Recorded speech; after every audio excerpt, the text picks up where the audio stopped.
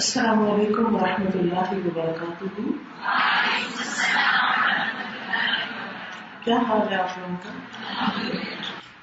نحمده ونصلی علی رسولہ الکریم، اما بعد فاعوذ باللہ من الشیطان الرجیم، بسم اللہ الرحمن الرحیم، رب اشرح لی صدری ویسر لی امری واحلل عقدۃ من لسانی یفقہوا قولی۔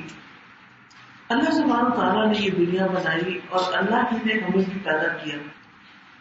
قرآن مجید میں اس کے بارے میں آتا ہے، تبارک الذی بیدہ الملک وہو علی کل شیء قدیر الذی خلق الموت والحیاۃ لیبلوکم ایکم احسن عملا وہو العزیز الغفور۔ بہت بابرکت ہے وہ جس کے ہاتھ میں پوری کائنات کی بادشاہت ہے اور وہ ہر چیز پر قادر، سب کچھ کر سکتا ہے۔ اس نے موت اور زندگی کو پیدا کیا تاکہ تمہیں آزما کے دیکھے کہ تم میں کون اچھے کام کرتا ہے۔ تو اس سے یہ پتہ چلتا ہے کہ ہم اس دنیا میں آئے ہیں، اللہ نے جو ہمیں بھیجا ہے تو ہمارے امتحان کے لیے، ہماری آزمائش کے لیے۔ کس بات کی آزمائش؟ ایکم احسن عملا، کہ تم میں اچھے کام کون کرتا ہے، نیک کام کون کرتا ہے۔ اور نیک کام وہ ہوتے ہیں جن میں نیت بھی اچھی ہوتی ہے اور جن میں طریقہ بھی ٹھیک ہوتا ہے۔ وہ کام جس کا باطن بھی اچھا، جس کا ظاہر بھی اچھا، جو اندر سے بھی اچھا، جو باہر سے بھی اچھا۔ اسی طرح نیک انسان وہ ہے کہ جو اندر باہر سے ایک ہو، اس کے اندر منافقت نہ ہو، دھوکہ نہ ہو، دوسروں کے ساتھ خیانت نہ کرے، جھوٹ نہ بولے۔ تو ہم سب اس دنیا میں امتحان میں، عام طور پر ہم روٹین کی زندگی میں اچھے ہی ہوتے ہیں جب تک کوئی ہمارے ساتھ برا نہ کرے، لیکن جب کوئی ہمارے ساتھ برا کرتا ہے تو پھر ہمارا پتہ چلتا ہے کہ ہم اصل میں کون ہیں، ہم اندر سے کون ہیں۔ انسان ظاہر میں بعض اوقات کچھ نظر آتا ہے لیکن اس کے اندر کئی قسم کی چیزیں چھپی ہوئی ہوتی ہیں۔ اس کے اندر پریشانیاں، غم، دکھ، نفرت، حسد، کئی چیزیں۔ تو آپ دیکھیے کہ جب ہم اپنے اندر جھانک کے دیکھتے ہیں، اور ہم میں سے ہر شخص اپنے آپ کو دیکھ سکتا ہے، بل الانسان علی نفسہ بصیرہ وَلَوْ أَلْقَىٰ مَعَاذِيرًا، بلکہ انسان اپنے آپ سے خوب آگاہ ہے، اگرچہ وہ معذرتیں کرے، اگرچہ وہ بہت سی ایکسکیوزز دے، لیکن انسان کو اپنا آپ خوب پتہ ہوتا ہے۔ بعض اوقات انسان بظاہر مسکرا رہا ہوتا ہے لیکن اس کے اندر ایک غم ہوتا ہے۔ بعض اوقات انسان اوپر تکلف سے کچھ کہہ رہا ہوتا ہے لیکن اندر سے کچھ اور چاہ رہا ہوتا ہے۔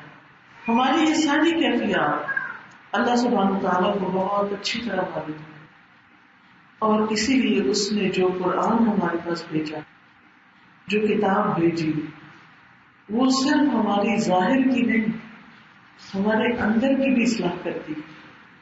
وہ شفاء لما فی الصدور بھی ہے، سینوں میں جو کچھ ہے اس کے لیے شفا بھی ہے۔ اب سوال یہ پیدا ہوتا ہے کہ ہم اپنے اندر کی اصلاح کیسے کریں، ہم اپنے اندر کی پریشانیوں اور غموں کا علاج کیسے کریں، ہم ان دکھوں سے کیسے نپٹیں، ہم لوگوں کی طرف سے پیش آنے والی طرح طرح کی جو آزمائشیں ہیں ان کا مقابلہ کیسے کریں۔ تو جب ہم قرآن اور سنت کا مطالعہ کرتے ہیں تو ہمیں بہترین رہنمائی ملتی ہے۔ اگر آپ اپنی پریشانیوں کو دور کرنا چاہتے ہیں تو اس کے لیے قرآن ہمیں نسخہ بتاتا ہے، فاذکرونی اذکرکم، تم مجھے یاد کرو میں تمہیں یاد کروں گا، تم میرا ذکر کرو میں تمہارا ذکر کروں گا، واشکروا لی ولا تکفروا، اور میرا شکر ادا کرو اور ناشکری نہ کرو۔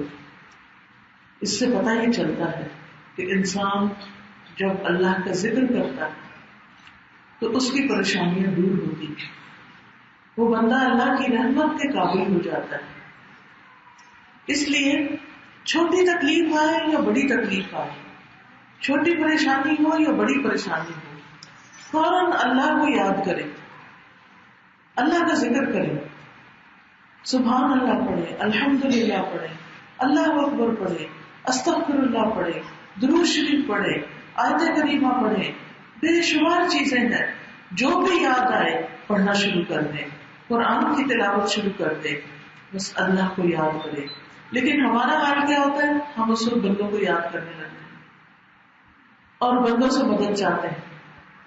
بندے ہماری پریشانی دیکھ کر اور پریشان ہو جاتے ہیں اور وہ بھی بھول جاتے ہیں کہ ہمیں کیا کرنا چاہیے، اور وہ ہمیں وہ نصیحت نہیں کر پاتے جو ہماری ضرورت کی ہوتی ہے.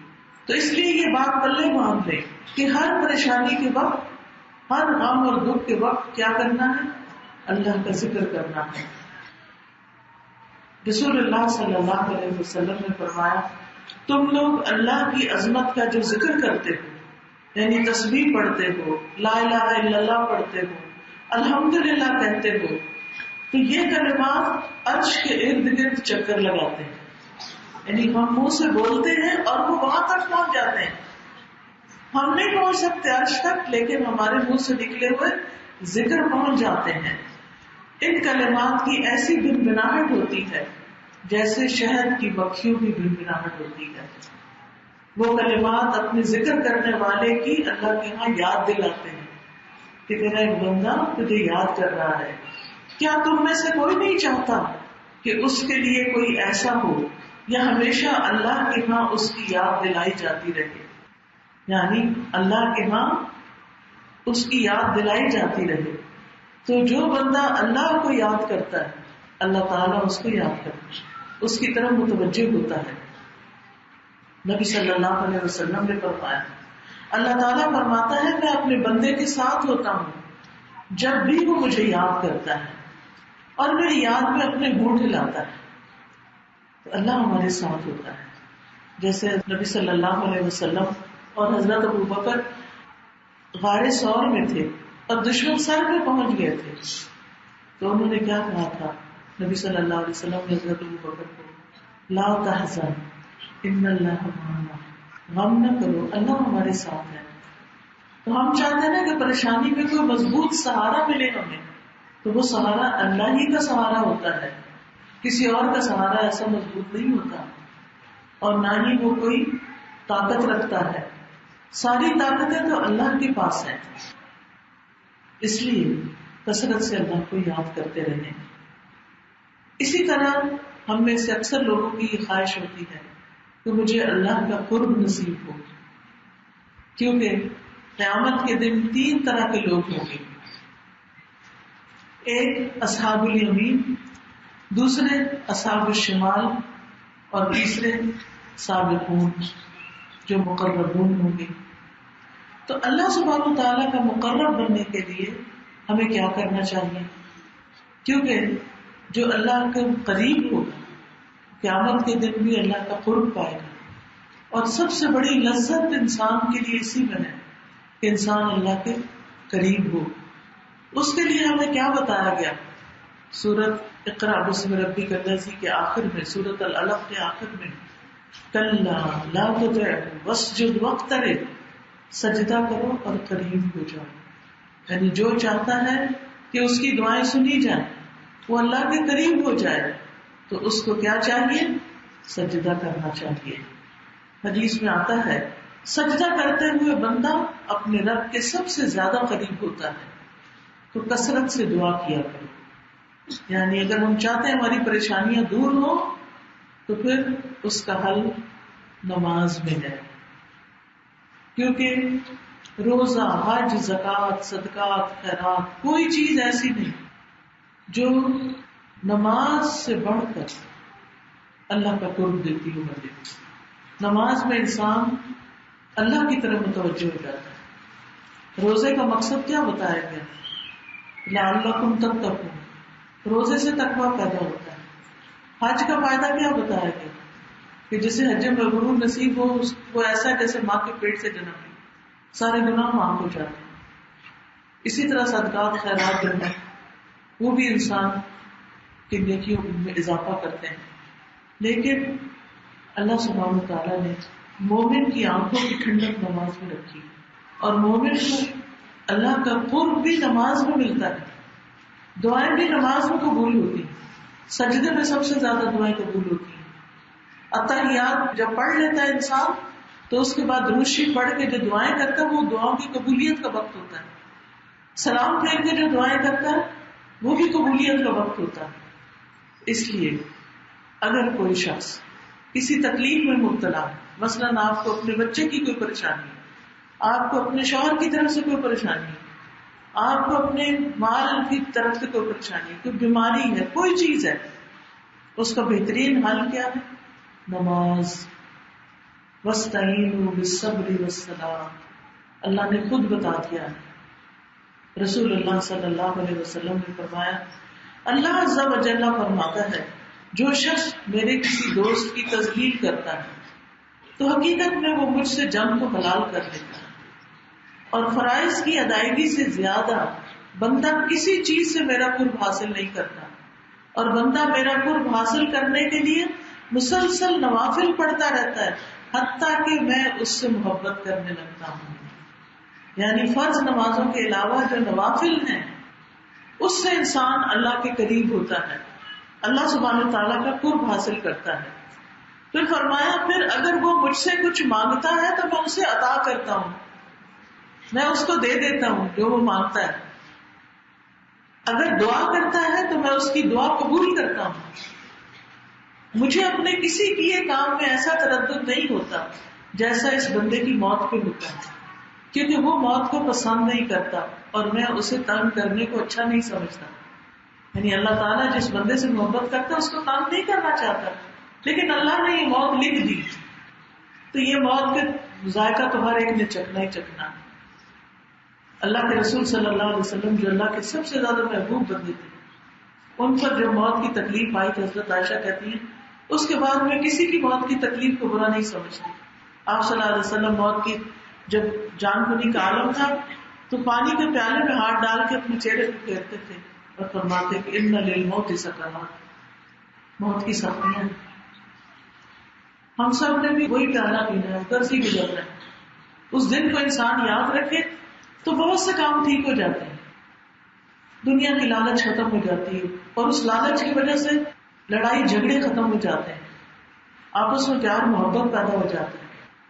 تو یاد رکھیے کہ نوافل کے ذریعے, سجدوں کے ذریعے انسان اپنے رب کا قرب حاصل کرتا ہے. اور پھر خاص طور پر اگر رات کے آخری حصے میں, رسول اللہ صلی اللہ علیہ وسلم نے فرمایا رات کے آخری حصے میں بندہ اپنے رب سے بہت زیادہ قریب ہوتا ہے. پھر اگر تم اس وقت اللہ کا ذکر کرنے والوں میں سے ہو سکو تو ایسا کر لو. اگر اٹھ کے نماز پڑھنی نصیب ہو تو بہت اچھا, لیکن اگر صحت خراب ہے, کسی وجہ سے نہیں پڑھ سکتے, تو پھر کیا کرو, لیٹے لیٹے اللہ سے دعائیں کرو. رات کا پچھلا پہر جو ہوتا ہے وہ دعاؤں کی قبولیت کا وقت ہوتا ہے, اور اس طرح انسان اپنے رب کے قریب ہو جاتا ہے. اور انسان نفلی صدقات کے ذریعے, چاہے نماز ہو نفل یا مال خرچ کرنا ہو, اس کے ذریعے اللہ سے قریب ہوتا رہتا ہے.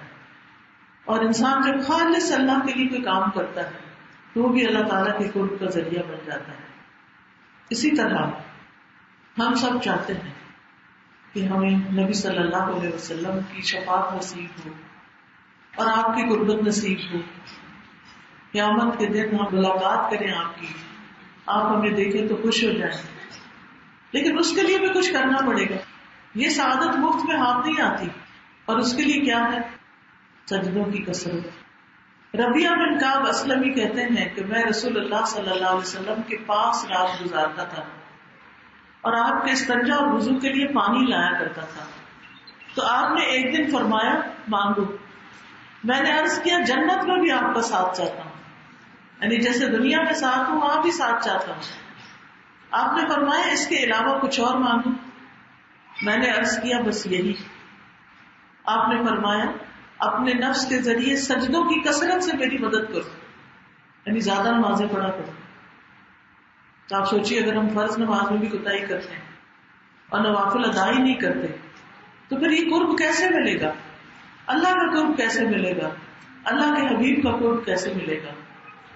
تو اس کے لیے ہمیں اپنے طرز عمل پر غور کرنا ہوگا، اپنے آپ کو پرکھنا ہوگا. پھر اسی طرح اگر ہم چاہتے ہیں ہماری مشکلات حل ہوں اور ہمیں نبی صلی اللہ علیہ وسلم کی شفاعت نصیب ہو، تو کثرت سے درود شریف پڑھیں. درود شریف جو ہے، اگر کوئی مسئلہ ہے زندگی میں اور اس کے حل کے لیے آپ صرف درود شریف پڑھے جا رہے ہیں انشاءاللہ وہ حل ہو جائے گا. اور پھر سب سے زیادہ تو آپ کا قرب، رسول اللہ صلی اللہ علیہ وسلم نے فرمایا ہر جمعے کے دن مجھ پہ کثرت سے درود پڑھا کرو. جمعے کے دن کثرت سے درود پڑھا کرو. اس کا یہ مطلب نہیں کہ ہفتے کے باقی دن نہ پڑھو، باقی دن بھی پڑھنا ہے، لیکن جمعے کے دن زیادہ، کیونکہ میری امت کا درود مجھ پر ہر جمعے کے دن پیش کیا جاتا ہے. یعنی ہم میں سے جو بھی درود پڑھتا ہے وہ آپ کو پیش کرتے ہیں کہ فلاں نے یہ پڑھا. بس ان میں سے جو مجھ پر سب سے زیادہ درود پڑھنے والا ہوتا ہے وہ منزلت مقام میں میرے سب سے زیادہ قریب ہوگا. تو قیامت کے دن درود پڑھنے والے نبی صلی اللہ علیہ وسلم کے قریب ہوں گے. اسی طرح اچھے اخلاق والے بھی قریب ہوں گے. آپ نے فرمایا یقیناً قیامت کے دن میرے نزدیک تم میں سے سب سے زیادہ محبوب اور میرے سب سے زیادہ قریب بیٹھنے والے لوگ وہ ہیں جو تم میں سے بہترین اخلاق والے ہیں. پھر آپ دیکھیے پریشانیاں کیسے دور ہوتی ہیں، مسائل کیسے حل ہوتے ہیں، زندگی کیسے خوشگوار ہوتی ہے جب ہمیں اللہ کی محبت نصیب ہوتی ہے. لہذا اگر ہم چاہتے ہیں کہ میری پریشانیاں دور ہوں تو ہمیں ایسے کام کرنے کی ضرورت ہے کہ جس سے ہمیں اللہ کی محبت حاصل ہو. سب سے پہلے ہم نے کیا پڑھا تھا؟ ذکر کی کثرت. دوسری بات کیا پڑھی تھی؟ نماز، نوافل، نبی صلی اللہ علیہ وسلم پر درود شریف. اور اسی طرح اللہ کی محبت حاصل کرنے کے لیے نبی صلی اللہ علیہ وسلم کی سنتوں کی پیروی. ہر معاملے میں یہ دیکھنا کہ نبی صلی اللہ علیہ وسلم کا طریقہ کیا تھا. قرآن مجید میں اللہ تعالیٰ فرماتے ہیں قُلْ إِن كُنتُمْ تُحِبُّونَ اللَّهَ فَاتَّبِعُونِي يُحْبِبْكُمُ اللَّهُ وَيَغْفِرْ لَكُمْ ذُنُوبَكُمْ وَاللَّهُ غَفُورٌ رَحِيمٌ. آپ کہہ دیجئے کہ اگر تم اللہ سے محبت رکھتے ہو تو میری پیروی کرو، اللہ خود تم سے محبت کرے گا. سبحان اللہ. اللہ کو کسی کی ضرورت ہے؟ ہماری ضرورت ہے اللہ کو؟ ہرگز نہیں. لیکن اللہ تعالیٰ انتہا درجے کا قدردان ہے، بہت محبت کرنے والا ہے. لیکن کس سے محبت کرتا ہے؟ جو نبی صلی اللہ علیہ وسلم کے طریقے پر چلتا ہے. کیونکہ وہ آپ کے محبوب تھے، تو آپ کے محبوب کے طریقے پر جو چلے وہ اللہ کو بہت پیارا ہوتا ہے اور اس سے وہ وعدہ کرتا ہے کہ تمہارے گناہ بخش دے گا. اور اللہ بہت بخشنے والا اور رحم فرمانے والا ہے. تو مشکلیں کیسے آسان ہوگی؟ اللہ کی محبت سے. اور اللہ کی محبت کیسے حاصل ہوگی؟ نبی صلی اللہ علیہ وسلم کے طریقے پر چلنے سے. اور وہ طریقے کہاں سے پتہ چلیں گے؟ علم حاصل کرنے سے، سیکھنے سے. تو آپ کے لیے لازم ہے کہ قرآن اور سنت کا باقاعدہ علم حاصل کریں. جیسے آپ اپنے بچوں کو ناظرہ کے لیے بھیجتے ہیں نا، تو اسی طرح قرآن کے ترجمے کے لیے بھی پڑھانے کے لیے بھیجیں. دنیا کی تعلیم بھی دیں، اچھے انسان بنائیں، لیکن اس کے ساتھ ساتھ دین کی سمجھ بوجھ دیں. جب ہم فوت ہو جائیں گے تو ہمارے بچے کب دعا کریں گے؟ اگر انہیں دین کی سمجھ ہوگی، یا ہمارے آس پاس دین والے دوست ہوں گے وہ دعا کریں گے. لیکن اگر ہماری دوستیاں صرف دنیا والوں سے ہے، صرف ایسے لوگ ہمارے آس پاس ہیں جن کو دنیا ہی کی محبت ہے اور دین کا نہ پتہ ہے، نہ دین کی محبت ہے، نہ کوئی دعا آتی ہے، نہ کوئی نماز ڈھنگ سے پڑھتے ہیں، وہ ہمارے لیے کیا دعا کریں گے؟ ٹھیک ہے، دعا تو کوئی بھی کر سکتا ہے، لیکن جو اپنے لیے کچھ نہیں کر رہا وہ دوسرے کے لیے کتنا کرے گا اور کیا کرے گا؟ پھر اگر آپ چاہتے ہیں کہ اللہ تعالیٰ آپ سے محبت کرے تو آپ محسنین میں سے بنیں، لوگوں پر احسان کریں، عبادت احسان کے درجے میں کریں. ان اللہ یحب المحسنین، بے شک اللہ احسان کرنے والوں سے محبت کرتا ہے. پھر کاموں کو خوبصورتی کے ساتھ انجام دیں، ہر کام کو اس کا حق دیں. چاہے آپ کوئی جاب کر رہے ہیں، چاہے آپ اپنے گھر میں اپنے بچے پال رہے ہیں، چاہے آپ اپنے گھر کی صفائی کر رہے ہیں یا کھانا پکا رہے ہیں، ہر چیز کے اندر کیا ہونا چاہیے؟ سلیقہ ہونا چاہیے، انسان کے درجے میں کام ہونا چاہیے. رسول اللہ صلی اللہ علیہ وسلم نے فرمایا اللہ اس عمل کرنے والے سے محبت کرتا ہے جب کام کرے اچھے طریقے سے کرے. کوئی بھی کام آپ کریں، پڑھنے کا کریں اچھے طریقے سے پڑھیں، ٹال مٹول نہیں. پڑھانے کا کریں اچھے طریقے سے پڑھائیں. اسی طرح کوئی بھی کام ہو چھوٹی چھوٹی چیزوں میں، لیکن سوال یہ پیدا ہوتا ہے کہ اچھی طرح کام کرنا کیسے آتا ہے انسان کو؟ جب وہ اس کو سیکھتا ہے، جب اس کا بہترین طریقہ اختیار کرتا ہے. پھر اسی طرح اگر آپ پسند کرتے ہیں کہ اللہ تعالیٰ آپ سے محبت کرے، تو عبداللہ بن مسعود نبی صلی اللہ علیہ وسلم سے روایت کرتے ہیں کہ جس کو یہ پسند ہو کہ اللہ اور اس کا رسول اس سے محبت کرے تو اسے قرآن کی تلاوت مصحف دیکھ کے کرنی چاہیے، یعنی قرآن کھول کے پڑھنا چاہیے کہ آنکھیں بھی دیکھیں، زبان بھی پڑھے، کان بھی سنے اور ہاتھ بھی اللہ کی کتاب کو پکڑے. ٹھیک ہے. اب یہ جو ایک رواج نکل پڑا ہے صرف موبائل سے پڑھنے کا، ٹھیک ہے، کنوینئنٹ ہے، آسانی ہے، لیکن آپ دیکھیے کہ اس پر اور اتنی ڈسٹریکشن ہوتی ہیں. بعض اوقات ہم دل میں آتا ہے قرآن پڑھتے ہیں ذرا، چلو موبائل سے ہی پڑھ لیتے ہیں. اچھا موبائل کھولتے ہیں تو وہاں کوئی نوٹیفیکیشن آیا ہوا ہوتا ہے، وہ نوٹیفیکیشن کھول لیتے ہیں تو وہاں اس کا جواب دینا شروع کر دیتے ہیں، وہاں سے کوئی اور چیز، اور وہ وقت جو ہم نے قرآن پڑھنے کے لیے لگانا تھا وہ تو نکل جاتا ہے. اور پھر اس کو پکڑ کے یہ احساس بھی نہیں ہوتا کہ قرآن ہے ہاتھ میں، خالی موبائل سے پڑھ کے موبائل ہی ہر وقت ہاتھ میں، قرآن تو پکڑے ہی نہیں. پہلے لوگ پکڑتے تھے، پیار کرتے تھے قرآن کو، ان کو محبت ہوتی تھی، سینے سے لگاتے تھے، دیکھ کے خوش ہوتے تھے کہ اللہ کی کتاب ہے. اب مشینوں کے چکر میں ہم اس محبت سے بھی گئے. تو جو شخص چاہتا ہے کہ اللہ اور اس کا رسول صلی اللہ علیہ وسلم اس سے محبت کرے، آپ چاہتے ہیں؟ کون کون چاہتا ہے؟ سب چاہتے ہیں. تو پھر کیا کرنا چاہیے؟ قرآن کھول کے پڑھیں، اس کی تلاوت کریں. پھر اسی طرح اللہ کی محبت چاہیے. اللہ کی محبت کیوں چاہیے؟ تاکہ اللہ تعالیٰ ہم سے خوش ہو جائے، ہمارے سارے کام آسان ہو جائیں، دنیا کے کام بھی آسان ہو جائیں اور آخرت بھی آسان ہو جائے، اللہ کے خاص مہمان بنے. اللہ کرے انشاءاللہ. لیکن اس کے لیے کچھ کام کرنے پڑیں گے، جو میں کام بتا رہی ہوں نا آپ کو، ان کو پلے باندھ دیں.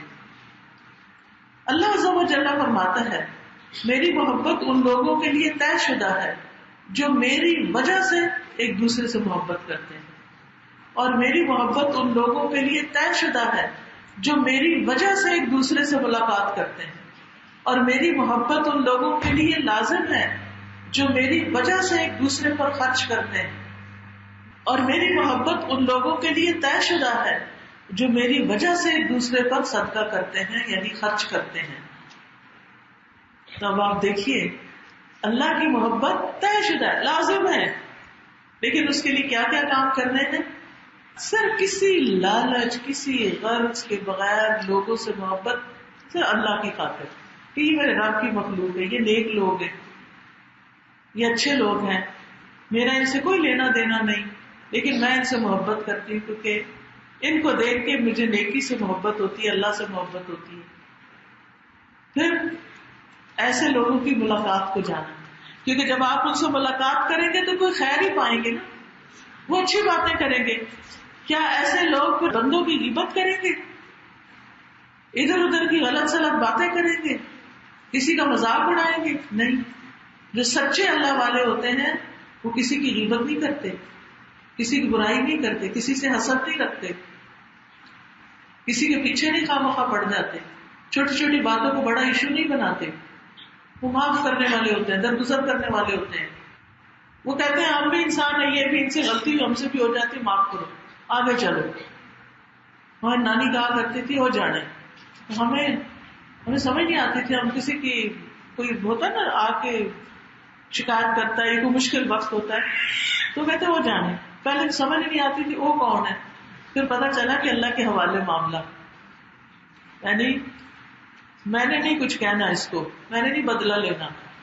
وہ جانتا ہے وہ لے لے گا بدلہ، جس سے لینا اور جس کو معاف کرنا کر دے گا، بات ختم. جھگڑا ہی نہیں بڑھانا، کوئی بات نہیں. اس سے کتنے مسئلے ختم ہو جاتے ہیں. جب کوئی چھوٹی سی بات ہمیں کہتا ہے اور ہم اس سے بڑی اس کو سناتے ہیں اور پھر وہ اس سے بڑی ہمیں، اتنا فساد. اور بعض اوقات تو لڑائیاں کہیں ختم ہونے کا نام نہیں لیتی. اور اگر یہ کہہ کہ انسان آگے اپنی زندگی چلاتا رہے اور جانے، کوئی بات نہیں، کرنے دو. ہم کیوں اس کی طرح کا کام کریں؟ وہ اگر بد اخلاق ہے یا بدتمیز ہے تو ہمیں تو بدتمیزی نہیں کرنی. اور پھر اللہ کی خاطر ایک دوسرے پہ خرچ کرنا، اس لیے نہیں کسی پر احسان کرنا کہ اس سے کچھ زیادہ مل جائے. پھر دعا میں آہوزاری، دعا میں آہوزاری کر کے اگر انسان اللہ کو پکارتا ہے تو دعائیں جلدی سنی جاتی ہیں.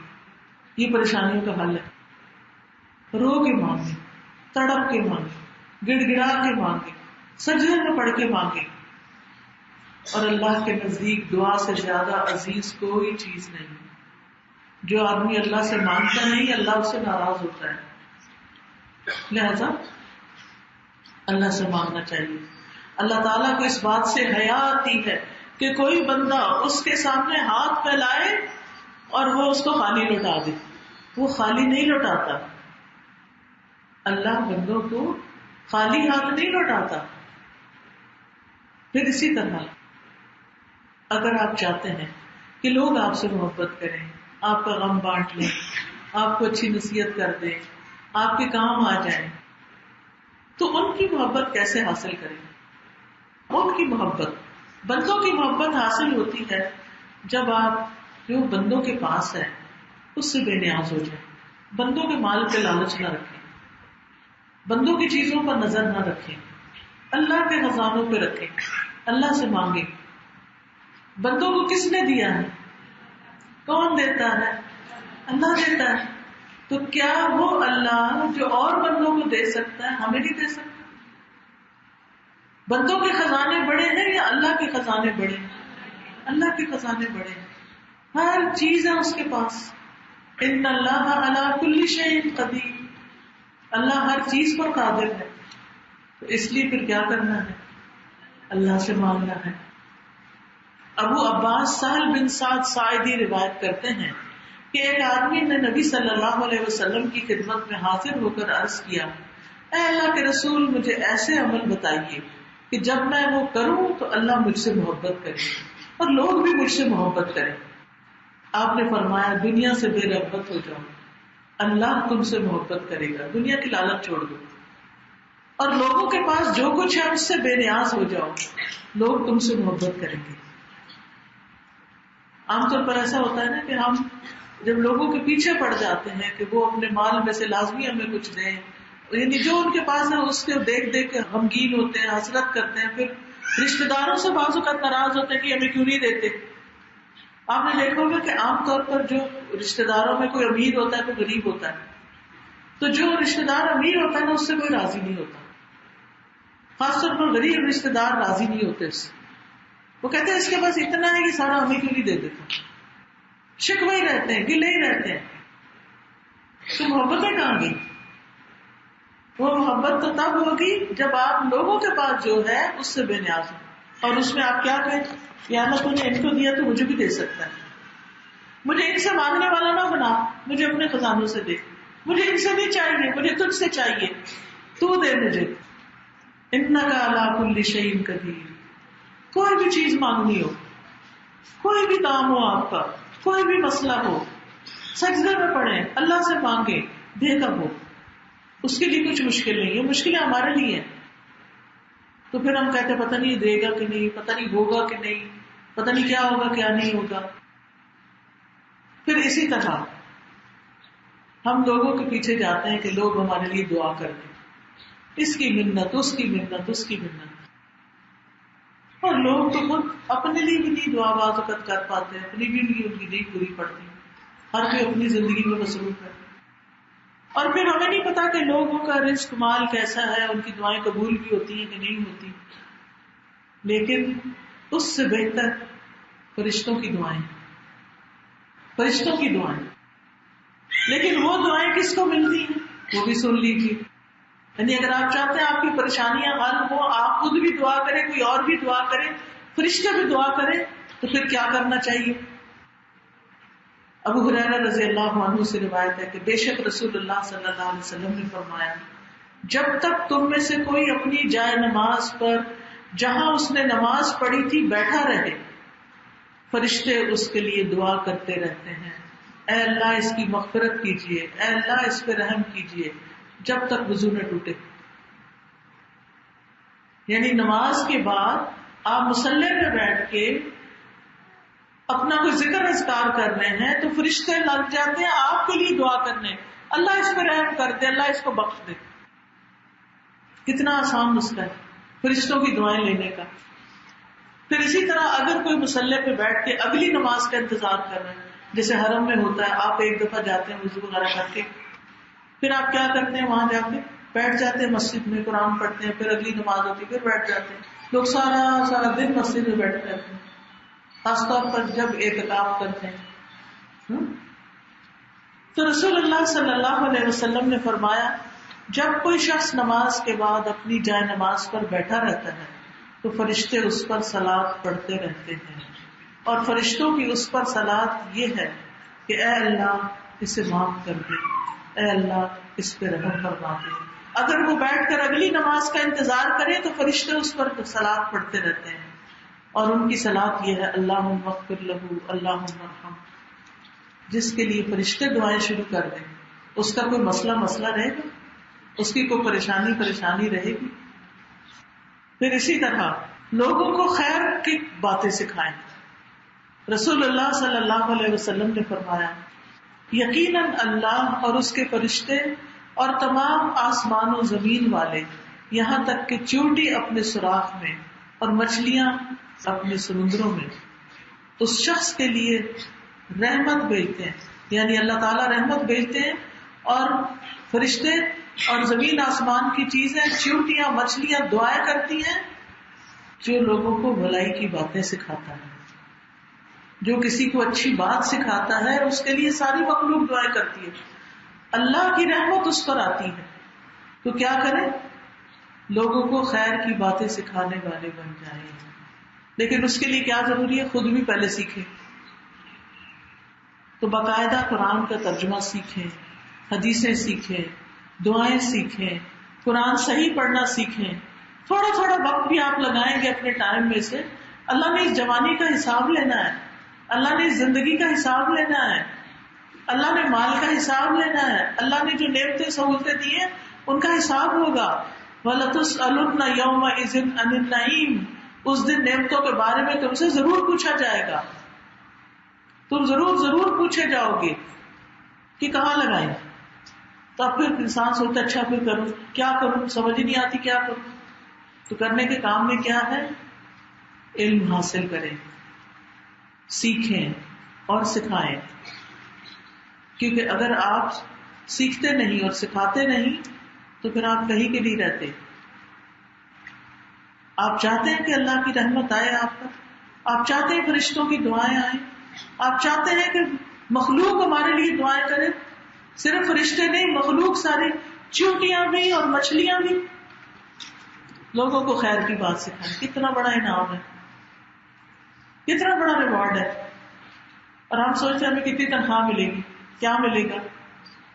اس کے بعد کسی چیز کی ضرورت رہ جاتی ہے جب اللہ کی رحمت آ جائے اور فرشتوں کی دعائیں آنے لگیں اور اتنا کچھ ملنے لگ جائے، پھر کسی چیز کی زندگی میں کمی نہیں رہتی، کیونکہ انسان کا معاملہ اللہ کے ساتھ ہو جاتا ہے۔ پھر اسی طرح یہ ہے کہ بعض اوقات ہم نمازیں پڑھ لیتے ہیں، لیکن ہماری نماز پڑھنے کے بعد بھی دل میں کھٹک ہوتی کہ پتہ نہیں قبول ہوئی ہے کہ نہیں ہوئی۔ تو اس وقت انسان کو پھر یہ دل میں خواہش پیدا ہوتی ہے کہ میری نماز میں خشوع پیدا ہو جائے تاکہ مجھے اللہ کی رحمت نصیب ہو جائے۔ نبی صلی اللہ علیہ وسلم نے اس کا طریقہ بتایا۔ آپ نے فرمایا اپنی نماز میں موت کو یاد کرو۔ کیا کرو؟ نماز میں موت کو یاد کرو، کیونکہ جب آدمی اپنی نماز میں موت کو یاد کرتا ہے تو ممکن ہے وہ اپنی نماز کو اچھے انداز میں ادا کرے، اور اس آدمی کی طرح نماز پڑھو جو یہ سمجھتا ہے کہ موت آنے کے سبب وہ اس نماز کے علاوہ کوئی اور نماز ادا نہیں کر سکے گا، یہ اس کی آخری نماز ہوگی۔ میری والدہ محترمہ 2 ہفتے پہلے ان کی وفات ہوئی ہے۔ وہ بالکل ٹھیک تھی، الوداع میں آئی، کلاسیں اٹینڈ کی، شام کو کسی کے گھر دعوت تھی وہاں گئی، واپس آئی، اپنی بہو کے ساتھ بیٹھ کے باتیں کرتی رہی، آرام سے سوئی۔ صبح اٹھی، اپنا ناشتے کے لیے سیریل کا بول رکھا دودھ ہیٹر کے آگے کہ تھوڑا گرم ہو جائے، اور خود اشراق پڑھنے کھڑی ہوئی، اور ایک دم شدید پیٹ میں درد اٹھا، بہت شدید، لیکن انہوں نے نماز نہیں چھوڑی، انہوں نے اپنی نماز اور لمبی کر لی کہ اگر میری موت آنی ہے تو نماز میں آ جائے، ورنہ جب اتنی سخت تکلیف ہوتی ہے، ان کی شاہ رگ جو تھی نا وہ پھٹ گئی تھی اندر سے، تو اس وقت انسان کیا کہتا ہے کہ سب کو چھوڑو بس لیٹ جاؤ، یا کوئی میرا علاج کر دے اس وقت، اور نماز کی حالت میں پھر وہ بے ہوش ہوئی اور گری، اور یہاں ان کو چوٹ آئی، زمین پہ گر گئی۔ تو ان کا آخری عمل جو تھا نماز تھا۔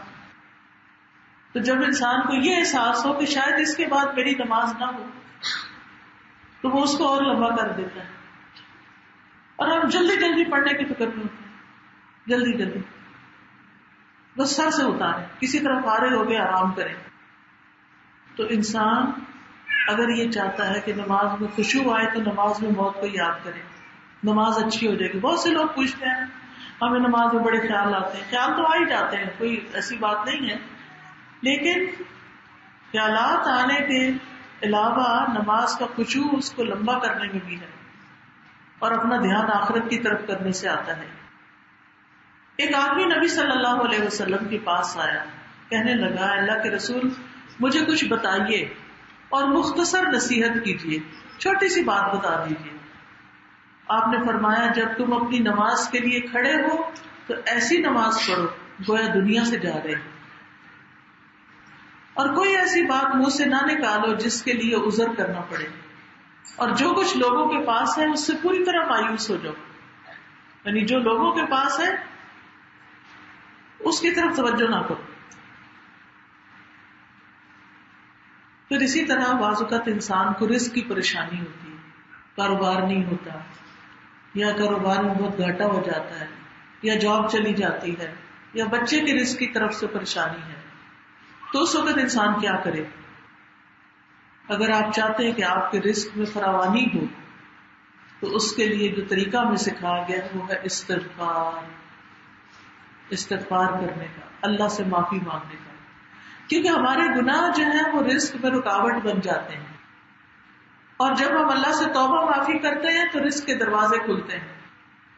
قرآن مجید میں سورۃ نوح میں آتا ہے آیت نمبر 10 اور 12 میں فَقُلْتُ اسْتَغْفِرُوا رَبَّكُمْ إِنَّهُ كَانَ غَفَّارًا يُرْسِلِ السَّمَاءَ عَلَيْكُمْ مِدْرَارًا وَيُمْدِدْكُمْ بِأَمْوَالٍ وَبَنِينَ وَيَجْعَلْ لَكُمْ جَنَّاتٍ وَيَجْعَلْ لَكُمْ أَنْهَارًا۔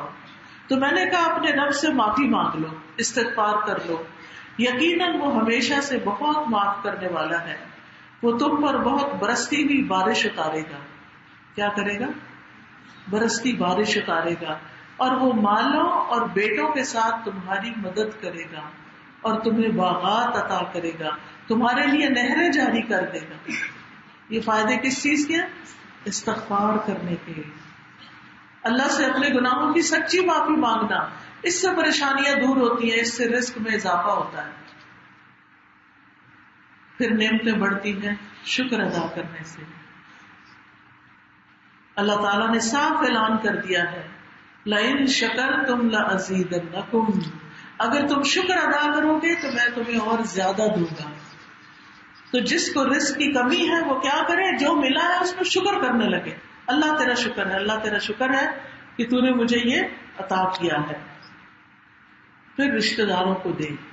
نبی صلی اللہ علیہ وسلم نے فرمایا جو یہ پسند کرتا ہے کہ اس کے لیے اس کے رزق میں فراخی کر دی جائے اور اس کی عمر کو بڑھا دیا جائے تو وہ رشتہ داروں کو دے، صلہ رحمی کرے، یعنی رشتہ داروں کی خیر خبر رکھے، ان کے ساتھ تعلق اچھا رکھے، اس سے پریشانیاں دور ہوتی ہیں.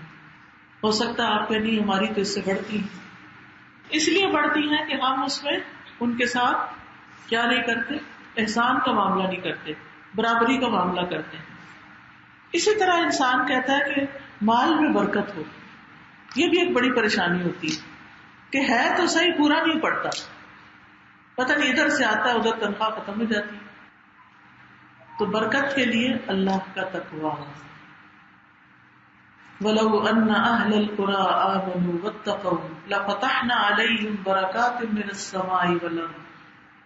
اگر یہ بستیوں والے ایمان لے آتے اور اللہ کا تقویٰ اختیار کرتے تو ہم ان پر آسمان اور زمین کی برکات کے دروازے کھول دیتے.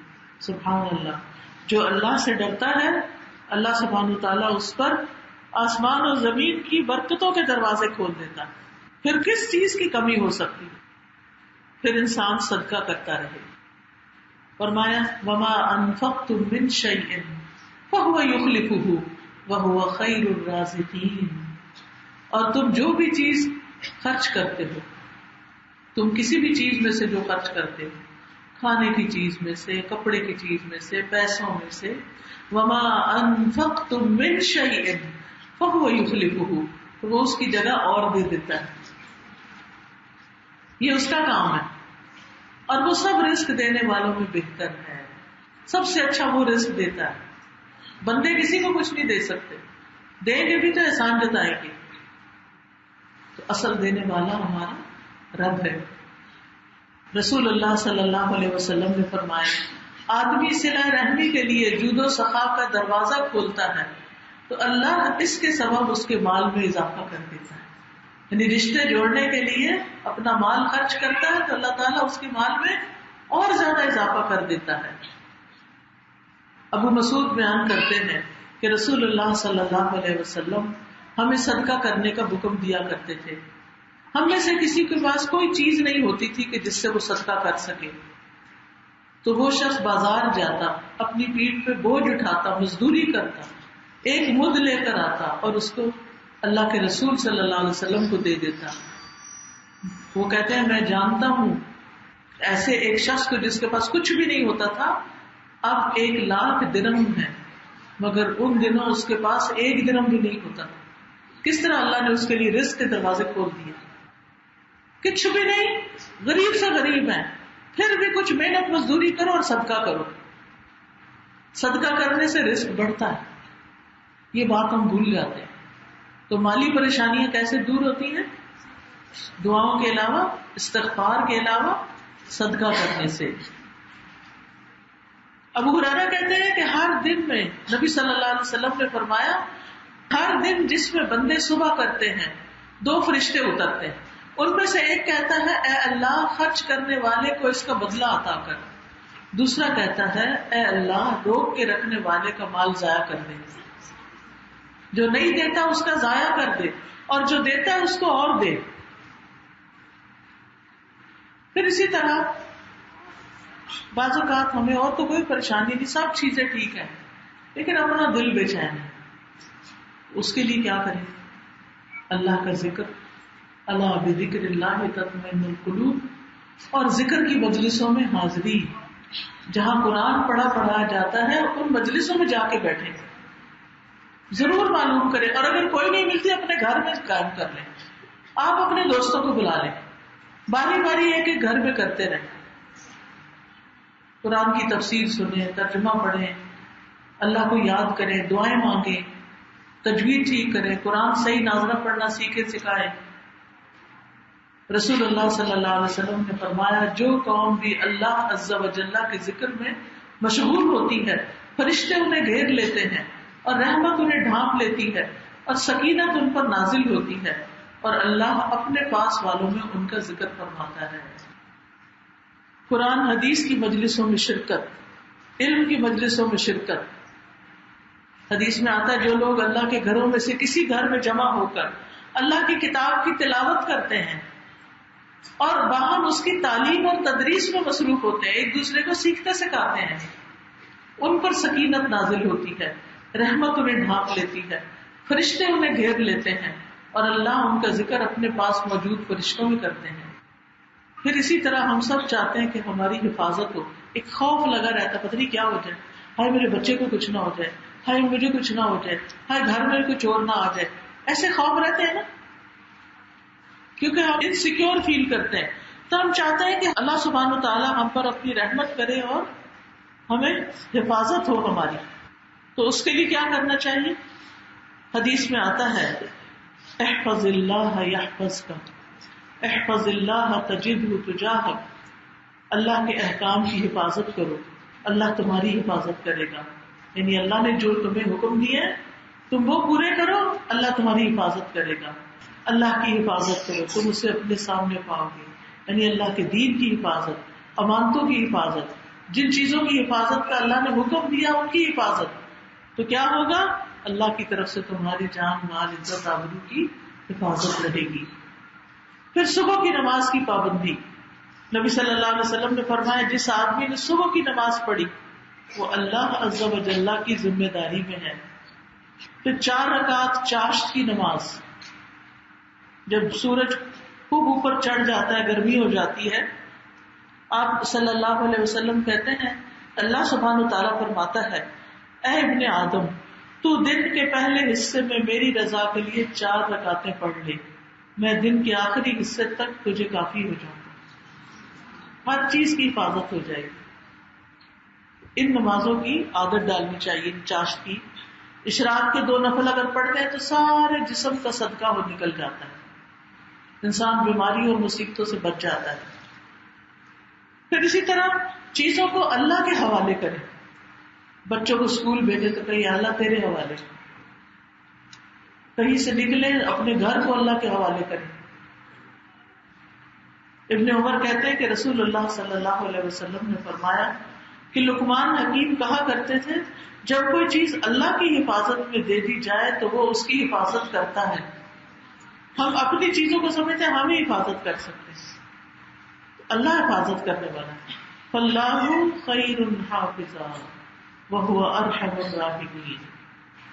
پھر اسی طرح اگر آپ چاہتے ہیں کہ آپ کے غم فکر پریشانیاں دور ہوں تو آپ کسی انسان کی تکلیف دور کریں، کسی کے کام آئیں، کسی کی مدد کریں، کسی بیمار کے، کسی مجبور کے، کسی مقروض کے. نبی صلی اللہ علیہ وسلم نے فرمایا جو شخص اپنے بھائی کی ضرورت پوری کرنے میں لگا ہوتا ہے اللہ اس کی ضرورت پوری کرنے میں لگ جاتا ہے. جو شخص کسی مسلمان کی ایک مصیبت کو دور کرے اللہ اس کی قیامت کے دن کی مصیبتوں میں سے ایک مصیبت دور فرمائے گا. اور جو شخص کسی مسلمان کے عیب کو چھپائے اللہ قیامت کے دن اس کے عیب چھپا دے گا. پھر اسی طرح انسان چاہتا ہے کہ کوئی تکلیف جو اس پر آئی ہے اللہ سبحانہ تعالیٰ اس کی تکلیف کا نعم البدل عطا کرے، اس سے بہتر چیز عطا کرے. تو یہ دعا ہے ایک جو ام سلمہ کو نبی صلی اللہ علیہ وسلم نے سکھائی تھی جب ان کے شوہر فوت ہو گئے تھے. اللہم اجرنی فی مصیبتی واخلف لی خیرا منہا. پھر کچھ عرصے کے بعد نبی صلی اللہ علیہ وسلم نے ان سے شادی کی تھی اور یقیناً وہ ابو سلمہ سے کہیں اچھے تھے. پھر اسی طرح کچھ لوگ قرضوں کی پریشانی میں مبتلا ہوتے ہیں تو قرضے کی دعائیں جو ہیں وہ بھی انسان کو پڑھنی چاہیے. اللہم اکفنی بحلالک عن حرامک واغننی بفضلک عمن سواک. اس میں آپ دیکھیے کہ یہ دعائیں ہیں قرض سے نجات کی دعائیں. جس کسی پر بھی کوئی قرضہ ہو یا اس کے بوجھ تلے دبا ہوا ہو تو یہ اسٹال لگا ہوا ہے، کارڈ آپ لے لیں اور اس کو دن رات پڑھیں، انشاءاللہ آپ کا قرضہ دور ہو جائے گا. پھر اسی طرح یہ ہے اگر آپ چاہتے ہیں کہ آپ کو شیطان سے حفاظت ملے تو اس کے لیے آپ دیکھیے کہ دعائیں ہیں. اللہ کی پناہ طلب کریں، آیت الکرسی پڑھیں، لیکن ہم اکثر پڑھنا بھول جاتے ہیں. رات بھر کی حفاظت کے لیے آمن الرسول پڑھیں. پھر ہر قسم کے شر کی حفاظت کے لیے معوذتین پڑھیں. پھر دشمن کے شر سے بچنے کی دعائیں پڑھیں.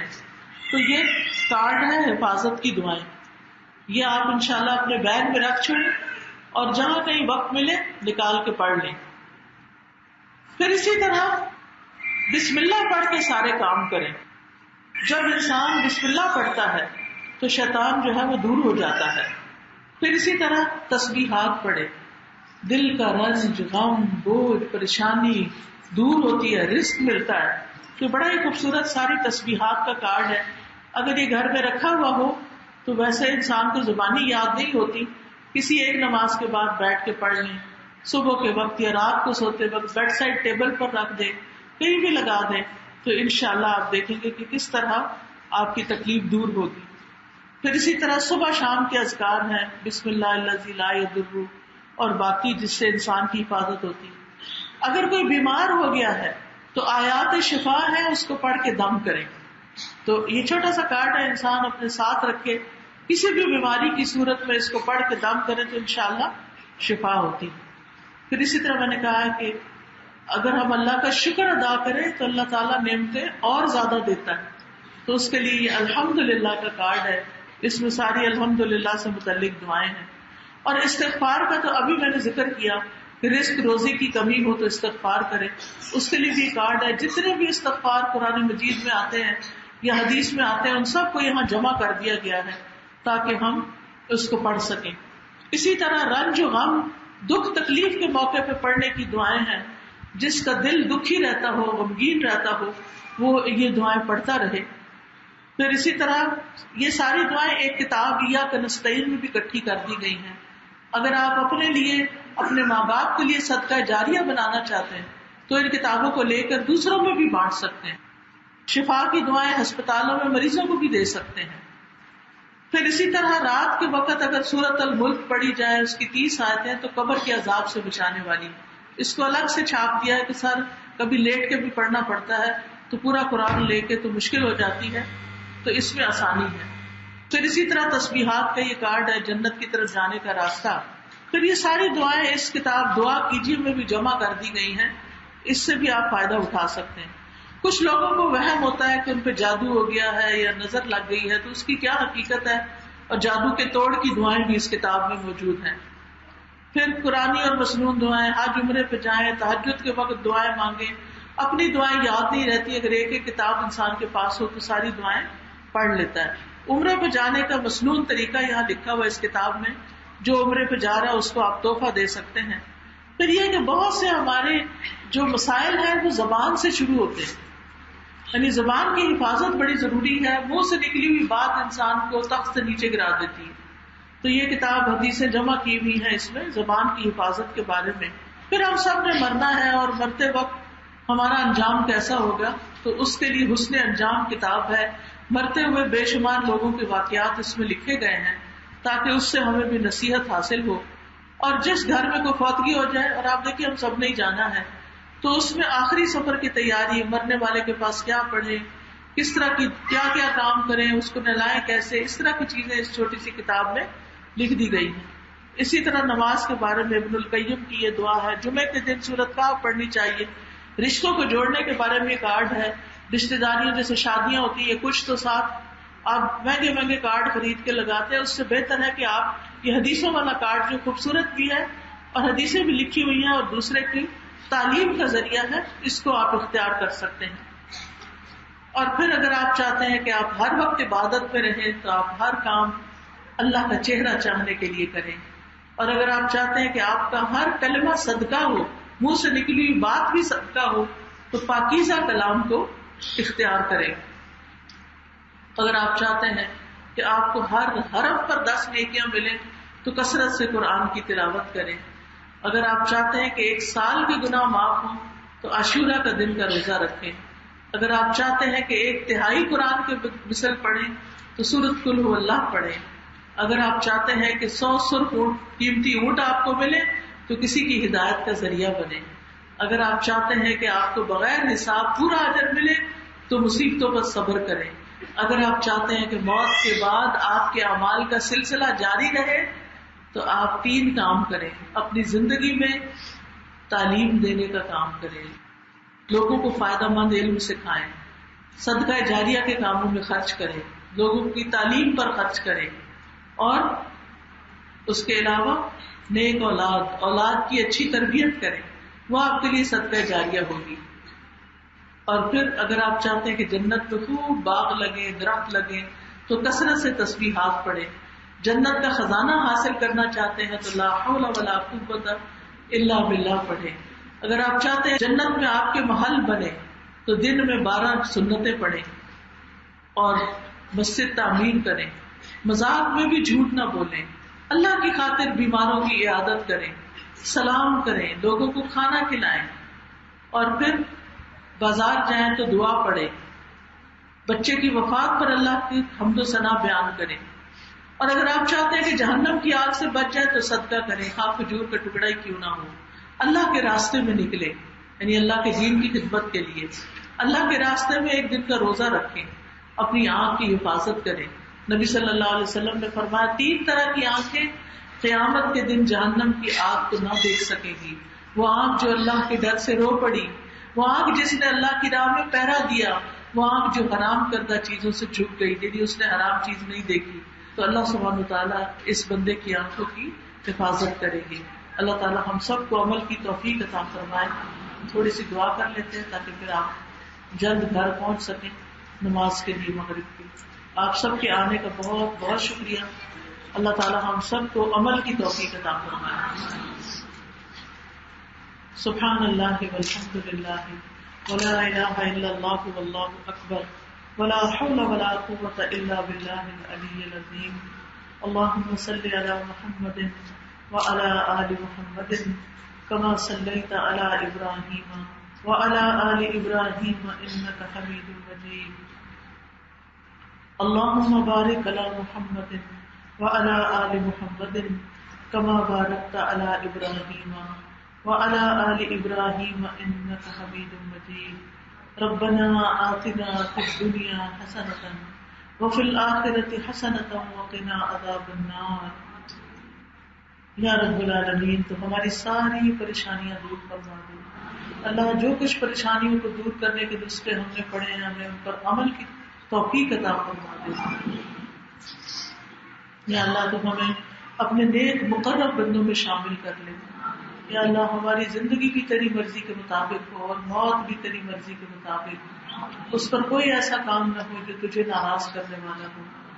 یا رب العالمین ہمیں اسلام کی حالت میں زندہ رکھ اور اسلام کی حالت میں فوت کرنا۔ یا اللہ مرتے وقت لا الہ الا اللہ نصیب فرمانا۔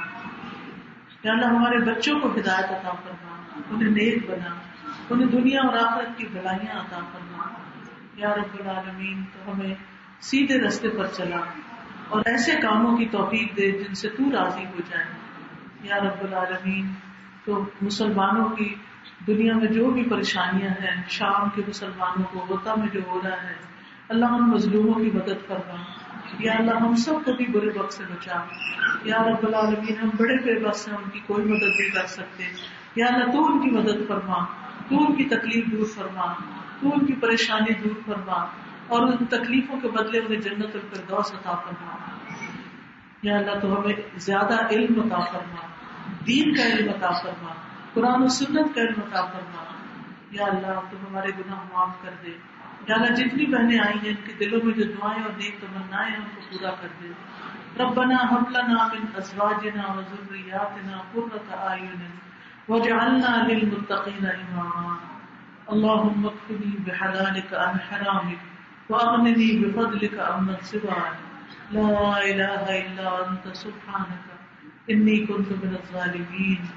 یا رب العالمین تو ہمیں دنیا میں بھی بھلائیاں دے اور آخرت میں بھی بھلائیاں دے اور آگ کے عذاب سے بچا لے۔ یا اللہ ہمارے دلوں کو ٹیڑھا ہونے سے بچا لے۔ اللہ ہم سب پر اپنی رحمت نازل کر دے۔ جنہوں نے اس مجلس کا انتظام کیا انہیں اس کے اوپر بہترین جزائے خیر عطا فرما، اور جو لوگ بھی اپنے گھروں سے نکل کر آئے ہیں ان کا آنا قبول فرما۔ اللہ ہم سب کے دلوں کو اپنی طرف موڑ لے۔ یا اللہ ہمارے دلوں کی کجی دور کر دے، ہمارے اندر کا دکھ تکلیف پریشانی دور کر دے۔ یا اللہ تو ہم سب کو دنیا اور آخرت کی بھلائیاں اور خوشیاں نصیب فرما۔